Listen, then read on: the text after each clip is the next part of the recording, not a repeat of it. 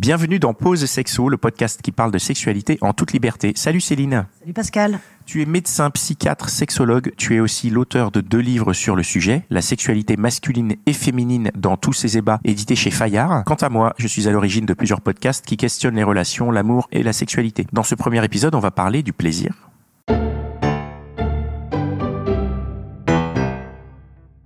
On commence par qu'est-ce que c'est le plaisir ? Alors, le plaisir, c'est déjà une sensation ou une émotion que l'on va définir comme agréable en fonction notamment de son histoire, de ses expériences passées. Donc, il faut savoir qu'il y a un processus de mémorisation aussi dans la question du plaisir et qui est lié, donc cette sensation ou cette émotion que l'on définit comme agréable est liée à une satisfaction d'un désir. Ce plaisir peut être physique, comme le plaisir sexuel, dont on va parler beaucoup tout au long de ce podcast. Il peut être psychique, comme le plaisir d'être généreux ou le plaisir d'être gentil. Marc Aurèle, par exemple, disait que la gentillesse est le plus grand plaisir de l'être humain. Le plus grand plaisir de l'être humain, c'est d'être gentil. C'est d'être gentil. Pour Marc Aurèle. Et je suis pas loin de partager son opinion. Je son opinion. Ah oui, bon, clairement. Et on voit d'ailleurs dans notre vie quotidienne à quel point ça nous fait plaisir d'être gentil et que ça fait plaisir à l'autre quand on pose un acte de gentillesse, quand on dit un compliment, quand on fait un sourire. Déjà, quand on fait un sourire, on ressent du plaisir. Rien que le fait de sourire nous fait ressentir du plaisir. Et le plaisir peut être aussi intellectuel. Par exemple, le plaisir d'apprendre, le plaisir de lire, le plaisir d'écouter des podcasts. Donc, c'est différentes sortes de plaisirs que l'on a. Et le plaisir, donc, n'est pas uniquement dans le plaisir sexuel. Ce qui est important à savoir et à accepter aussi, parce que on va voir tout au long de ce podcast la question du plaisir et du désir, notamment dans les relations amoureuses et dans la relation de couple. Et on verra que le plaisir sexuel n'est pas la seule raison pour lesquelles on est en couple ou on aime quelqu'un. Évidemment, on peut très bien être dans des couples sans qu'il y ait beaucoup de désirs sexuels ou sans qu'il y ait vraiment de relations sexuelles et pourtant prendre beaucoup de plaisir à être ensemble, à faire des choses ensemble. Donc c'est pour remettre un peu la question de la sexualité n'est pas forcément au centre du couple, même si on va beaucoup en parler ici. On pourra différencier le plaisir de la jouissance. Alors, la jouissance, c'est un terme que l'on entend beaucoup pour parler de la jouissance masculine, la jouissance féminine, que l'on renvoie beaucoup aussi à la question de l'orgasme. La jouissance, c'est le moment où, effectivement, on a le maximum de plaisir et donc ça correspond à l'orgasme. Mais il faut savoir que le terme de jouissance est employé, que ce soit en philosophie, en psychanalyse, en psychologie, sous des façons un petit peu différentes et que notamment la question de la jouissance, par exemple, on parle de jouissance d'un bien. Quand on rentre dans un appartement, par exemple, ou qu'on achète quelque chose, on va jouir d'un bien. C'est-à-dire que la question de la jouissance va renvoyer à la question de la possession. C'est-à-dire qu'on jouit d'un objet alors qu'on prend plaisir ou qu'on désire un sujet. C'est peut-être la grande différence qu'on va faire entre le désir et la jouissance. C'est-à-dire que je jouis de quelque chose et je prends plaisir avec quelqu'un. Voilà, où je désire quelqu'un, un sujet qui est en face de moi. C'est pour ça que, par exemple... C'est de posséder. C'est-à-dire que oui, c'est plus du côté de la possession. Ou du côté de l'objectivation, du côté de l'objet, par exemple. L'objet, alors que le plaisir, ça va être plus dans le partage. Dans le partage, dans la relation. En tout cas, dans la relation ou dans j'ai du plaisir et du désir pour quelqu'un que je reconnais comme sujet. Et on va reprendre beaucoup les questions avec la pornographie, par exemple, où on jouit de regarder de la pornographie, mais qu'en aucun cas, il y a la question de désirer la personne qui est l'actrice qui est là, que l'on regarde. Il n'y a pas de désir du sujet. Bah non, parce que déjà, le sujet est morcelé dans la pornographie. On n'a pas la femme en entier. On a un bout de corps. Donc, il y a vraiment une objectivation du corps de la femme. Mais du corps de l'homme aussi, d'ailleurs. Puis, il y a beaucoup de gens, beaucoup de personnes qui regardent la pornographie comme ça et qui le disent. C'est-à-dire qu'ils regardent la pornographie et puis, au moment où, donc en se masturbant en général, enfin, dans l'immense majorité des cas, et puis au moment où ils ont eu un orgasme, donc ils ont joui, ils peuvent plus regarder les images parce qu'ils sont comme dégoûtés. Il n'y a plus de jouissance de regarder. Alors ça va aussi en rapport entre le plaisir et le déplaisir. C'est-à-dire qu'il y a toujours un rapport entre le fait de ressentir du plaisir et le fait de ne pas éprouver de déplaisir. Donc la recherche du plaisir, ça peut être... Ne pas éprouver de déplaisir, ça veut dire déplaisir. Ça veut dire que la recherche du plaisir, c'est une façon qu'a l'être humain de se départir de la sensation de déplaisir, d'être un peu dans un sentiment de non-satisfaction du plaisir. Par exemple, quand j'ai faim, je suis dans une sensation de déplaisir. Et donc, ça va me créer chez moi des pulsions, donc des pulsions pour manger, et je vais alors prendre du plaisir à manger. Voilà, par exemple. Okay. Et ça peut marcher effectivement aussi pour la sexualité. C'est-à-dire quand on sent une tension sexuelle, ça va provoquer un état d'excitation, et on va chercher à soulager cet état d'excitation par le fait d'avoir du plaisir sexuel. D'accord. Par exemple. Okay. Alors tout ça pour montrer que la question de la jouissance et du plaisir sexuel, c'est quelque chose qui est très complexe. Et que c'est pas aussi simple que ça, et que ça dépend d'énormément de facteurs, à la fois psychologiques, sociologiques, culturels, de son histoire personnelle, de sa construction en tant qu'être humain, de son enfance, des premières expériences de plaisir que l'on a pris dans sa vie. Par exemple, dans un livre que je lisais récemment, qui s'appelle Les 3 cerveaux sexuels de Catherine Solano, qui est médecin sexologue également, elle parle des dimensions à la fois pulsionnelles, émotionnelle et cognitive du plaisir et du désir. Et elle raconte notamment, par exemple, un homme qu'elle a en consultation, dont la mère était couturière et qui recevait régulièrement des femmes pour faire des habits, et que ces femmes se déshabillaient devant ce petit garçon, et que lui, à ce moment-là, en tant que petit garçon, il éprouvait beaucoup de plaisir à être avec sa maman, à regarder ses femmes, etc. Et que ça s'est fixé dans son cerveau comme une empreinte mnésique, et que à l'âge adulte, il prend aussi beaucoup de plaisir à regarder la femme se déshabiller. Donc on voit que les plaisirs que l'on a pris dans son enfance, que ce soit les plaisirs à regarder, les plaisirs à être massé, par exemple, par ses parents, par sa mère, les plaisirs, tous les plaisirs que l'on a en tant qu'enfant, les plaisirs à manger, etc. Tout ça va créer des empreintes mnésiques qui vont ensuite être récupérées à l'âge adulte pour faire de notre sexualité une sexualité adulte. C'est quoi une empreinte mnésique ? L'empreinte mnésique, c'est tout ce qui se fixe dans notre cerveau, de notre histoire, de nos expériences, et qui sont ensuite associées à des émotions agréables ou désagréables, et qui vont ensuite faire de nos expériences d'adultes des moments agréables ou désagréables. Alors ça, on le voit beaucoup dans tout ce qui est malheureusement les femmes et les hommes qui sont victimes d'agressions sexuelles, où les empreintes mnésiques vont créer évidemment des sensations désagréables sur certains aspects de la vie sexuelle. Nous sommes tous soumis... On peut avoir des empreintes mnésiques tout au long de sa vie. C'est pas un truc qui se fait que pendant l'enfance. Et c'est pas figé. Alors c'est ça qui est important aussi de dire, parce que ce n'est pas figé. Ce n'est pas parce qu'on a eu des empreintes mnésiques désagréables, voire traumatisantes à un moment donné, qu'on ne peut pas, à force d'expériences agréables, on va modifier nos chemins cérébraux, nos chemins neuronaux, et on va réussir à trouver une sensation agréable dans ce qui avant était perçu comme désagréable. Parce qu'on a une plasticité neuronale, donc c'est des choses qui sont des connaissances récentes sur le développement du cerveau. Donc on a une plasticité neuronale, c'est-à-dire que notre cerveau se modifie tout au long de notre vie. C'est pour ça qu'il faut encourager les hommes et les femmes à avoir des expériences, que ce soit des expériences de vie et des expériences sexuelles, pour arriver à déjà savoir ce qu'ils aiment vraiment, qu'est-ce que c'est où sont leurs plaisirs, et puis pour donner à leur cerveau une certaine forme de nourriture agréable qui va venir remplacer peut-être, si besoin, des expériences traumatisantes du passé. On a un plaisir qu'on peut avoir à l'âge adulte qui est relié donc à ces empreintes mnésiques qui sont fabriquées pendant l'enfance, donc ça peut être la petite enfance, l'adolescence. Tout à fait, l'adolescence aussi, bien sûr. Et l'adolescence, beaucoup aussi l'adolescence, parce que il y a une dimension émotionnelle et pulsionnelle très forte à l'adolescence. Donc, et on sait que plus les émotions sont importantes, plus l'empreinte mnésique est importante. Et c'est pour ça que souvent, les premières fois sont aussi importantes.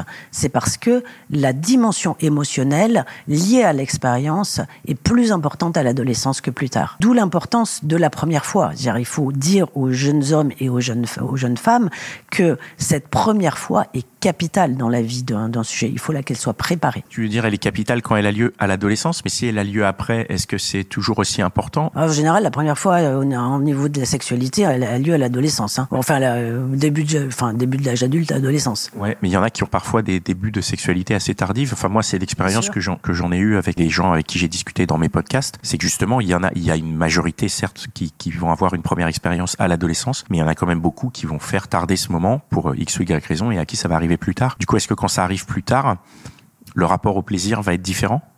Alors déjà, si ça arrive plus tard, c'est que je pense que le rapport au plaisir était différent. Déjà différent. Je pense qu'il est différent. Je vois en consultation, je vois aussi des jeunes hommes et des jeunes femmes qui ont commencé leur sexualité tardivement, voire très tardivement. Moi, il m'est arrivé d'avoir des patients qui ont commencé leur sexualité à plus de 40 ans. On voit dans ces cas-là qu'il y a un rapport au plaisir qui est quand même très compliqué. Genre, ce n'est pas pour rien qu'on commence notre sexualité tard. Alors, juste pour préciser, quand tu dis ils commencent leur sexualité, ils commencent leur sexualité avec d'autres personnes, mais ils ont quand même une sexualité tout seuls. Pas forcément, voilà, non. C'est ça ma question. Ouais. Parfois, ils commencent tout court la sexualité. Donc parfois, il n'y a même pas d'auto-érotisme. Pas d'auto-érotisme, mais on peut... C'est pour ça que je dis qu'il y a quand même un rapport à la sexualité, enfin, même pas à la sexualité, au plaisir, en fait. Parce que c'est vraiment le rapport au plaisir qui conditionne le rapport à la sexualité. Comment on arrive au plaisir, nous, en tant qu'être humain? Comment est-ce qu'on peut arriver à se faire plaisir? Comment est-ce que... La question du plaisir, elle est sous-tendue par une neurobiologie. Là, on sait qu'aujourd'hui, et grâce aux recherches récentes, on a des chemins neuronaux, on a des zones dans le cerveau qui sont spécialisées dans la sensation de plaisir. Donc, ça passe par ce qu'on appelle les neurones à dopamine. Donc, la dopamine, c'est un neurotransmetteur. Le neurotransmetteur, c'est une molécule qui est fabriquée dans notre cerveau et qui a pour rôle de faire cheminer le message entre deux neurones. Le message neuronal entre deux neurones. Cette dopamine, elle intervient dans ce qu'on appelle les circuits de récompense.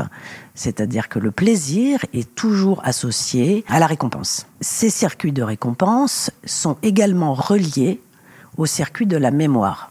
D'où l'importance de ce que j'appelais tout à l'heure les empreintes mnésiques. C'est que les circuits de la récompense sont reliés également aux circuits de la mémoire et que donc on a tendance à reproduire les actions qui s'accompagnent de plaisir.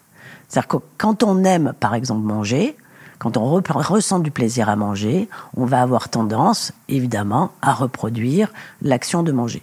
Quand on aime boire du vin, on a tendance à reproduire la consommation d'alcool, de vin. Quand on a du plaisir dans sa sexualité, on va avoir tendance à reproduire l'acte sexuel. Ce qui est important dans le couple qui dure, notamment, parce que, par exemple, je rencontre beaucoup de femmes qui me disent « mais je n'ai jamais pris de plaisir avec mon compagnon ». Donc, on est mariés depuis 15 ans et je n'ai jamais osé lui dire que je n'ai jamais pris de plaisir avec lui. C'est-à-dire, alors, c'est pas qu'elles n'ont jamais pris de plaisir complètement, mais en tout cas, elles n'ont jamais eu d'orgasme. Même s'il y avait quand même un peu de plaisir. Enfin, ok, quand même, il y avait du plaisir. Mais, parce que donc, il y a cette distinction entre plaisir et orgasme. Plaisir et orgasme, c'est une espèce de gradation différente. Et pour revenir sur ce que tu disais par rapport à la récompense, le plaisir, c'est la récompense? C'est la demande de récompense qui va créer le plaisir. Alors, donc, dans le couple qui dure, le fait de ne pas avoir de plaisir ou de peu avoir de plaisir va forcément créer une diminution du désir. Puisque c'est parce que je ressens du plaisir que je vais avoir tendance à vouloir répéter l'action qui me donne du plaisir. Donc, si j'ai pas trop de plaisir dans ma vie sexuelle, je vais plus m'y intéresser. Et donc, je vais chercher d'autres choses qui me font plaisir, autres que la vie sexuelle. Donc ça, c'est important aussi pour les couples qui durent de voir où on en est dans notre satisfaction sexuelle. C'est-à-dire, qu'est-ce qui me fait plaisir? Est-ce que j'ai du plaisir? Et comment je pourrais prendre plus de plaisir? Ce plaisir, il peut évoluer aussi? C'est-à-dire que, est-ce qu'une pratique qui nous faisait plaisir à un moment donné, ça évolue et elle ne nous fait soit plus plaisir, soit moins plaisir, soit justement comme on est lassé. Le plaisir évolue tout au long de la vie, ça c'est sûr. Évolue. La sexualité que l'on a à 20 ans, c'est absolument pas la même que l'on a à 30, 40, voire 70 ou 80 ans. Les plaisirs évoluent, évidemment, oui. Et puis nos plaisirs aussi, pas que sexuels, nos plaisirs dans notre vie évoluent. Et notamment en fonction de nos expériences, de nos diverses expériences. Donc il y a d'autres neurotransmetteurs qui sont impliqués dans les chemins du plaisir, c'est notamment les endorphines. Donc le fait d'éprouver du plaisir va entraîner la sécrétion d'endorphines, donc c'est-à-dire des opiacés endogènes, c'est-à-dire des substances qui ont un peu la même composition chimique que les opiacés et qui vont créer dans l'organisme des sensations. Alors elles sont plutôt libérées par l'hypothalamus et l'hypophyse, qui sont deux zones dans notre cerveau, et qui vont donc créer des sensations de détente et notamment aussi de plaisir. Enfin, vraiment, c'est ce qu'on voit dans la consommation de drogue, par exemple, d'opiacés en tant que drogue, c'est les mêmes choses que notre cerveau, lui, sécrète suite à une expérience qui nous a donné du plaisir. Alors, ça peut être, donc, évidemment, le plaisir sexuel et l'orgasme. On sait que l'orgasme est un grand pourvoyeur de sécrétion d'endorphines, mais pas que l'orgasme. Par exemple, les efforts soutenus, les efforts physiques. On sait très bien que, par exemple, les coureurs à pied le sentent. Au bout d'un certain temps de course à pied, 45 minutes, 1 heure, on a une sécrétion d'endorphines qui fait qu'on est beaucoup moins sensible à la douleur déjà et qu'on a un état d'apaisement et de plaisir intense lié à la course à pied. Est-ce que c'est comparable, le plaisir intense lié à la course à pied et le plaisir sexuel d'un orgasme ? Je pense que ce qui est comparable, c'est ce qui se passe au niveau cérébral en lien avec les substances produites par un orgasme et les substances produites par la pratique intensive de la course à pied. Oui, ça peut être. C'est le même volume d'endorphine qui est produit. Je ne sais pas si c'est le même volume, je ne sais pas si on a mesuré que ce soit le même volume, mais en tout cas, c'est les mêmes mécanismes. Mais ça marche aussi quand on consomme, par exemple, des sucreries. Pourquoi il y a une addiction au sucre ? C'est parce que aussi, il y a ce genre de sécrétion de substances, de l'addiction au chocolat, l'addiction au sucre, etc. Donc il y a plein de choses qui vont sécréter, plein de situations ou d'expériences dans notre vie qui vont sécréter, qui vont faire qu'on va sécréter et la dopamine et les endorphines. D'accord. Et mais aussi, par exemple, les caresses. Les caresses, juste le fait de caresser la peau, ça entraîne des sécrétions de dopamine, mais aussi d'ocytocine et d'endorphine. Alors l'ocytocine, c'est une autre hormone qui est sécrétée notamment par les femmes lors de l'accouchement et lors de l'allaitement, qui est l'hormone que l'on dit de l'attachement, c'est-à-dire qui favorise l'attachement entre une maman et son bébé, mais qui donc favorise aussi l'attachement entre deux êtres humains qui ont des rapports intimes peau à peau, corps à corps, par les massages, par les caresses, etc. Et qui favorise aussi le bien-être et le contentement et l'apaisement. Cette hormone, elle se déclenche au bout de combien de temps ? Parce que là, l'hormone précédente, là, on parlait de l'endorphine. En termes de course, tu as dit par exemple, il fallait 45 minutes, 1 heure pour que le niveau d'endorphine. L'ocytocine, c'est comment ? C'est au bout de combien de temps d'un câlin est-ce que cette hormone se déclenche ? Est-ce qu'on le sait ou est-ce que... Je ne sais pas. Je sais pas. Alors peut-être qu'on le sait, mais que je ne le sais pas. Mais c'est une bonne question. J'essaierai de m'en renseigner. Je le dirai à la prochaine épisode. Donc les caresses, c'est vraiment aussi important de le savoir parce que c'est une source de plaisir qui peut être aussi importante que d'autres formes de sexualité, que ce soit une sexualité pénétrative ou voilà. Donc ça fait partie aussi du plaisir de la sexualité que de toucher la peau. Et c'est des choses que l'on va mettre en place, par exemple, dans les thérapies, que l'on recommande dans les thérapies sexuelles, donc la sexothérapie, par ce qu'on appelle le sensate focus, qui est un type de thérapie qui a été inventé par Master & Johnson aux États-Unis dans les années 60 et qu'on utilise beaucoup, nous, en sexothérapie. Bon, ça, j'en reparlerai dans notre podcast sur la question du désir. D'accord. Voilà.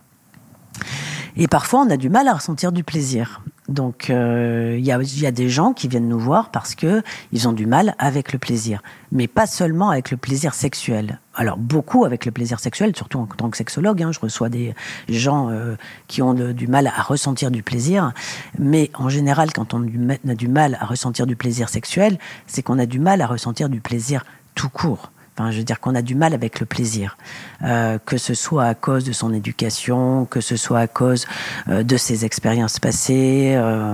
Enfin, il y a plein de choses qui font que dans notre histoire, on peut avoir du mal avec le plaisir, mais c'est surtout, notamment, le sentiment de culpabilité qui nous fait avoir du mal avec le plaisir. Ça se traduit comment, avoir du mal avec du plaisir sexuel? Ça veut dire quoi? Ça veut dire que j'ai des relations sexuelles, mais j'ai pas de plaisir? Oui, ça veut dire ça. Ça veut dire que j'ai des relations sexuelles parce que je veux faire plaisir à mon partenaire, parce que c'est comme ça, parce que c'est ce qui doit se faire, parce que j'ai peur de le perdre ou de la perdre.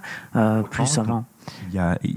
Il y a cette espèce de contrainte de sociale du je dois le faire pour le plaisir de l'autre en oubliant le fait que moi, ça ne me fait pas plaisir. Bien sûr. Et ça, on le voit beaucoup encore en consultation, notamment chez les femmes qui s'imposent d'avoir des relations sexuelles parce qu'elles aiment leur compagnon,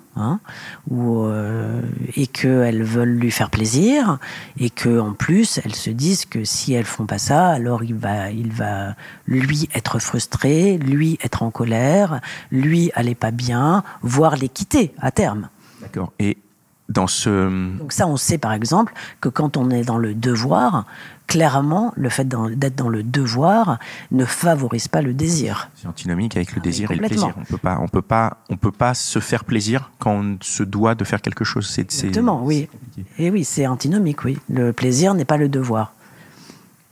Même si on peut prendre du plaisir à s'obliger à une certaine discipline, par exemple. Mais est-ce que dans les cas où on n'a pas de plaisir parce qu'on l'associe la pratique à un devoir, est-ce que si cette pratique est hors du devoir, on a quand même du plaisir, ou est-ce que là aussi il n'y a pas de plaisir? Tu vois, est-ce qu'il y a des degrés? Je ne sais pas si ma question est claire. Je vois ce que tu cherches à savoir, mais en fait, en pratique, quand les personnes sont dans le devoir comme ça, elles vont pas retirer de plaisir de pratiques autres. Mais par contre, en tout cas dans la sexualité, mais par contre, elles peuvent avoir beaucoup de plaisir, par exemple, à juste de la tendresse. Ouais. Pas à la sexualité, mais à la tendresse. Et on va avoir beaucoup de plaisir dans les moments de tendresse, dans les moments de câlin, dans les moments de complicité, etc. Et d'ailleurs, c'est un des moyens de traiter le problème. C'est-à-dire qu'on repasse par les caresses, par la sexualité non pénétrative, ce qu'on appelle la sexualité non pénétrative, mais qu'on devrait appeler la sexualité en général. Mais on repasse donc par ça, par les câlins, par les caresses, pour refaçonner en fait les expériences de plaisir et pour essayer de sortir de cette difficulté à éprouver du plaisir et notamment de ces sentiments de culpabilité liés au plaisir. Mais ça, c'est on le voit beaucoup dans les éducations religieuses, par exemple. Les gens qui ont eu une éducation très religieuse, où la sexualité a été extrêmement taboue, on voit des gens qui ont beaucoup de mal avec le plaisir et qui n'arrivent pas à avoir... C'est culpabilité, quoi. Si tu as du plaisir, c'est pas... Je me juge comme une mauvaise personne, quoi, de ressentir du plaisir. Et ça va même au-delà même de la sexualité. C'est-à-dire que ce sont des gens qui sont dans le devoir en permanence. Il faut, je dois en permanence. Donc oui, c'est compliqué, oui. Et ça, malheureusement, on voit beaucoup de personnes comme ça, beaucoup qui ont du mal avec le plaisir et qui sont beaucoup dans une question de devoir, que ce soit dans le milieu professionnel ou dans le milieu relationnel. Et ils font les choses par devoir et non par plaisir. Alors après, est-ce qu'on peut tout le temps faire les choses par plaisir? Je ne pense pas. Est-ce que le plaisir est-ce que le bonheur est une succession infinie de plaisirs? Je ne pense pas. Mais là, la question du bonheur et du plaisir a été débattue de tout temps par de nombreux philosophes. Donc, je ne pense pas qu'on va refaire la question du bonheur et du plaisir dans ce podcast. Mais c'est une question qui est passionnante, en tout cas moi qui me passionne. Et je ne cesse de lire sur cette question-là. Mais bon, on va pas pouvoir en parler ici, ça va nous amener beaucoup trop loin. Est-ce qu'on a... Et en tout cas, pour finir quand même sur cette question du bonheur, parce que ce qu'il faut quand même dire, c'est que le plaisir sexuel n'est pas indispensable au bonheur. Alors, est-ce que le bonheur est une succession de plaisirs ? Je ne sais pas. Mais en tout cas, le plaisir sexuel n'est pas indispensable au bonheur. On peut être heureux, avoir beaucoup de bonheur dans sa vie et ne pas avoir de plaisir sexuel. C'est-à-dire que on peut, par exemple, choisir une vie où on n'a pas de sexualité. C'est-à-dire qu'on a choisi l'abstinence, par exemple, pour des raisons X ou Y. Et on voit aujourd'hui de nombreuses femmes. Il y a, par exemple, Ovidie, qui vient de sortir son livre là sur La chair est triste, hélas, que j'ai lu et que j'ai vraiment trouvé très très bien, où elle parle d'elle, de son expérience d'abstinence, donc de refus de la sexualité. Beaucoup aussi par déception. Mais ce n'est pas parce qu'on n'a pas de plaisir sexuel qu'on ne peut pas être heureux. D'ailleurs, pour vous dire, il y a une étude qui est parue en 2019 où 65% des personnes qui étaient interrogées disaient qu'elles pourraient vivre avec quelqu'un sans avoir de rapport sexuel. Et le chiffre montait même à 80% chez les couples qui étaient ensemble depuis plus de 20 ans. Donc ça, c'est une étude de IFOP pour Elle, en 2019. Donc c'est tout récent. Et on voit même, d'ailleurs, chez les tout jeunes, aujourd'hui, la sexualité qui est mise beaucoup plus de côté qu'avant. Donc le plaisir sexuel n'est pas indispensable au bonheur. Tout ça pour rassurer aussi les couples qui n'ont pas de sexualité, en leur disant mais ce n'est pas un problème si il n'y a pas de décalage de désir dans le couple. Ce qui fait souffrance dans un couple, c'est pas l'absence de sexualité, c'est le décalage de désir. Bon, ça on y reviendra dans la question. Sur le désir, mais là puisqu'on parle de plaisir. Je comprends ce que tu dis quand tu dis qu'il n'y a pas on peut être heureux et dans le bonheur sans le plaisir sexuel. Mais si on a ce désir et qu'il n'est pas assouvi, on a une frustration et du coup on peut pas être heureux si on vit tout le temps frustré. Ah oui, tout à fait. Mais ça, c'est pas la même chose. On peut ne pas avoir de désir sexuel. Ça existe, des gens qui n'ont pas de désir sexuel. Donc ce que tu dis, c'est qu'on peut ne pas avoir de désir et être tout à fait heureux de ça. Le désir n'est pas... Le désir sexuel. Le désir sexuel, bien sûr. Le désir, ce n'est pas seulement le désir sexuel. Ce qu'on appelle la libido, au sens général du terme. Ça, c'est un autre épisode, le désir. Là, tu as allumé une lumière chez moi. On va en parler dans un autre épisode sur le désir. Mais là, donc, tu disais, le plaisir n'est pas une obligation au bonheur. Tu peux être heureux sans avoir de plaisir sexuel. Bien sûr. Mais parce que les sources de plaisir sont infinies. Le plaisir sexuel, c'est une des manières dans la vie d'avoir du plaisir. C'est pas la seule. Il y a plein de façons d'avoir du plaisir. Évidemment. Je suis tout à fait d'accord. Heureusement d'ailleurs. Et heureusement, voilà, c'est ça. Parce que s'il fallait qu'on ait une sexualité pluricotidienne pour satisfaire notre besoin de plaisir. Parce qu'en plus, au fond, dans notre vie, la sexualité telle qu'on la connaît, qu'on la pratique, ça représente une petite partie de notre vie. Bien sûr. Au final. Une infime partie de notre vie, au final. On passe plus de temps à dormir qu'à... Bien sûr. Et ce qui nous travaille le plus, c'est même pas tellement la sexualité, c'est la question de la relation. C'est la question du lien, la question de la relation. C'est ce qui fait le sel de notre vie humaine, quand même. C'est la question de la rencontre et de la relation, au-delà même de la sexualité. Et la sexualité est une infime partie de la relation. Ouais. Ce qui nous questionne le plus, c'est la relation. Très bien. On a encore beaucoup de choses à aborder en ce qui concerne le plaisir, il me semble. Alors, notamment, par exemple, est-ce qu'on a besoin de connaissances ou de savoir pour accéder au plaisir sexuel ? Voilà. Et je te propose qu'on parle de ça dans la suite de cet épisode. On arrive au terme là du temps qu'on s'est imparti pour ces épisodes, une demi-heure. On s'est dit que c'était plutôt bien. Donc on va repartir sur cette question dans la deuxième partie de cet épisode sur le plaisir qu'on vous invite à écouter dans 15 jours au même endroit, là où vous écoutez vos podcasts, on sera là. Entre-temps, si vous voulez un peu creuser le travail de Céline, vous avez ces 2 livres, La sexualité masculine dans tous ses ébats et La sexualité féminine dans tous ses ébats, disponibles chez Fayard. On va mettre les liens en description de l'épisode.